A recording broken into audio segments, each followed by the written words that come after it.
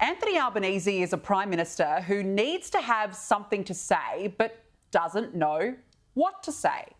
Now, watching Anthony Albanese's press conferences on anti-Semitism is like pulling teeth. And what's abundantly clear is a failure to communicate.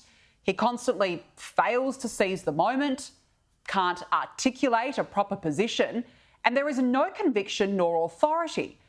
What does this Prime Minister stand for? Because honestly, the lack of leadership suggests he doesn't even know the answer to that. The attacks on Jewish Australians have become more dangerous, more frequent, and the perpetrators are emboldened. Labor has spent the past 15 months telling us that they understand the crisis and that they're doing something about it. Yet since October 7, 2023, this is all we have heard on repeat, like a broken record player from the Prime Minister. I unequivocally condemn these shameful acts of violence aimed at the Jewish community. We unequivocally condemn all prejudice and hatred. I unequivocally condemn the shameful acts that are aimed at the Jewish community. We unequivocally condemn them. I condemn it unequivocally. We must lower temperature of debate. It is important that we take temperature down in this debate. This is a time where the country should be looking for national unity, and no one should feel scared in this country. Yeah, that in itself summarises this Prime Minister. How many more times can you say we condemn anti-Semitism and that there is no place for anti-Semitism until it actually hits home? Because it's been 15 months and nobody is listening. And now it's escalated. We have a thwarted terror plot where a caravan is filled with explosives, a synagogue the intended target, and the Prime Minister, who should be the first person to speak publicly about it, is not. Instead, it was left to the New South Wales Premier Chris Minns yesterday to break the news. Australians stand united against this appalling racism.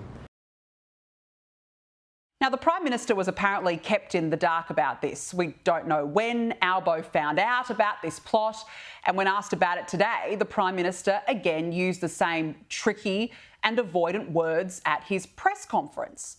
Now, it's highly plausible that the leader of the country was not alerted to a threat in the first instance. Authorities say it was for operational reasons.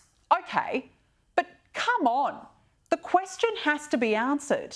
When did the Prime Minister find out, and why didn't he take decisive action from the moment he did?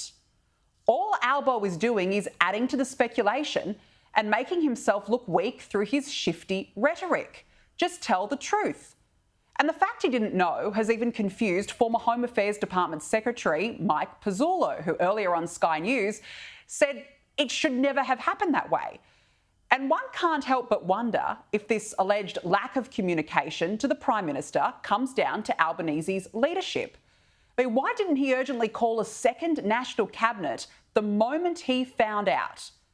Why did he not call an urgent security meeting, call a press conference, anything? Again, it's a failure to seize the moment. He was then asked today about the fact that Jewish Australians do not feel safe. And he went on to say, well, my heart goes out to them. Ducking and weaving from one point to another. The time for my heart goes out to you expired a long time ago. Albanese's ongoing failure to understand the crisis at hand has completely undermined his leadership. He's not taken the lead on this. He's taken a back seat. And when he's forced to comment, there is a complete failure to communicate, always has something to say but doesn't know what to say. Using tricky words with no conviction, leaving us all disillusioned about what he stands for. And if he doesn't understand that by now, he certainly won't by an election.